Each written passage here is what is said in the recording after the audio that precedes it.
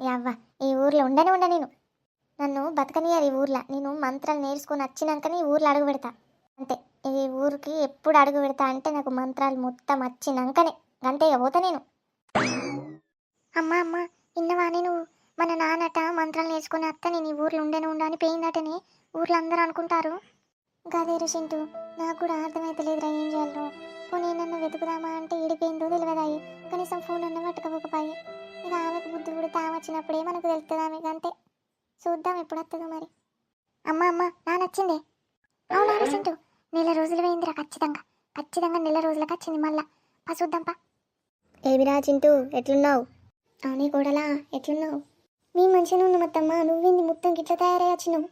నాని నీ చూస్తే నాకు భయం అవుతుంది. ఏంది గిట్లా నువ్వు మొత్తం నల్ల జుట్టు నల్ల బట్టలు ఏంది నాని? ఇక నుండి నేను ఇట్లనే ఉంటా, ఇట్లనే తిరుగుతా. మీరు భయపడద్దు, అలవాటు చేసుకోండి నన్ను చూసుడు. ఏందత్తమ్మ గట్లంటాను? అసలు ఇన్ని రోజులు ఎటు పోయినావు? ఎక్కడున్నావు? ఏం చేసినావు ఇన్ని రోజులు? అవన్నీ తర్వాత మాట్లాడుకుందాం. మీరు వెళ్ళండి ఫస్ట్ లోపలికి. ఎవరు అత్తారత్తమ్మ మీ గురించే కావచ్చు. నాకు తెలుసు, నువ్వు లోపలికి వెళ్ళు. రారాసింటుగా మనం పోదాం. ఏమైంది కాంత, పిల్లని పట్టుకొని వస్తవి? ఏం లేదు మంగక్క, ఇవో నువ్వేటో పోయి మంత్రాలు నేర్చుకుని వస్తానవట కదా, ఊరంతా అనుకుంటారు. అబ్బా జర నా మనవరాల్ని చూడలేవు. రాత్రి ఊకే పక్క దడుపుతుంది, ఊకే మూత్రం మూతుంది, భయపడుతుంది. చికిరి చికిరి చికిరి ఆ చంద్రుల ముక్క ముక్క ముక్క జారిందే జారిందే నీ అక్క నీ అక్క. దీవులంతా పాకిందే అక్క అక్క. చిగురి చిగురి చిగురి చిగురి. ఈ పిల్లని కోరుకుంటాందే, నేను చెప్పినట్టు చెయ్యే. ఆదివారం రాత్రి చిన్న కోడి పిల్లందే, నల్ల కోడిని నీ మనవరాలు చుట్టూ తిప్పి పాడేయే. ముడతవల కాడ ఇంత అంత గుడ్డు తిప్పి పాడేయే. చెప్పింది చెయ్యే. సరే మంగక్క బాంచన్, జర చూడు బాంచన్, నువ్వు చెప్పినట్టు ఎత్త బాంచన్. మంచిగా చేసిందే కాంతే, ఏ భయం లేదు. పో పక్క గడపది ఏం గడపది పో. సరే మంగక్క, ఇక అంత నీ దయాని బాంచన్, కోడలికి ఇత్త పైసలు. అమ్మమ్మ అమ్మమ్మ, అది రామ్ చరణ్ పాటని, చికిరి చికిరి పాట, కొత్త పాటని అది. పిల్ల పిసల కొట్ట, నీకు నూరు సప్లేకుండా సప్లే కూకో. అది ఉన్నదంటే మళ్ళీ ఏదో మంత్రం ఇస్తుంది నీకు. నాడు నూరు మూసుకున్నాడు చెప్పన్నాడు వీడికెళ్ళి.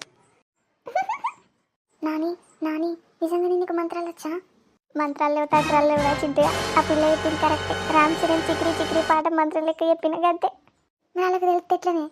అరే చిన్నపిల్లలు అన్నాక పక్క నడుపుతారా, అది గంతే. వీళ్ళే పెద్ద మంత్రం తంత్రం అని తిరుగుతారు వీళ్ళు పిసోళ్ళు.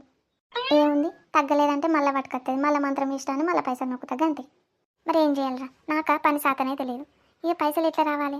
అందుకే ఈ ఉపాయం చేసి పోతున్నా, నేను పోతున్నా అని ఊరందరి ముందట కావాలనేది ఈయన. పెద్దక్క దగ్గర చిన్నక్క దగ్గర 10-15 రోజులు ఉండొచ్చిన. ఇక ఆ పాటలు ఈ పాటలు అన్నీ చూసిన. అవే పాటలు మంత్రాలు లెక్క చదువుతా. వాళ్ళు మంత్రాలే అనుకుని పైసలు ఇస్తారు, అవే జమ అవుతాయి అంతే.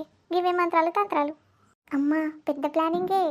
మరి ఇదేరా మన ఫ్యామిలీ బిజినెస్. తర్వాత నువ్వు కూడా వేయచ్చు, ఇదే కంటిన్యూ అవుతాయి నీ పిల్లలకు పిల్లలకు పిల్లలకు. ఎరికేనా?